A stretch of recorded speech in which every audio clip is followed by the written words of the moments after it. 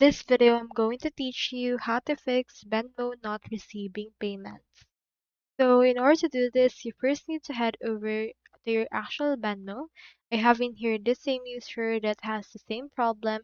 So what you can do in this case, in order to actually fix this, is you need to actually input and go over to your Venmo account wherein the payment has been declined.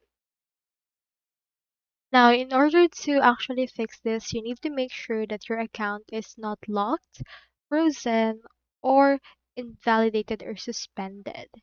So you can check for any alerts that's actually having this problem. You can also head over to your Me tab and locate the limits and see if you have already exceeded the limits of your actual monthly or daily transfers. So in that way, you can see if the way that you're not receiving payments is through that way. So that's all there is today, and I hope this video helped you out.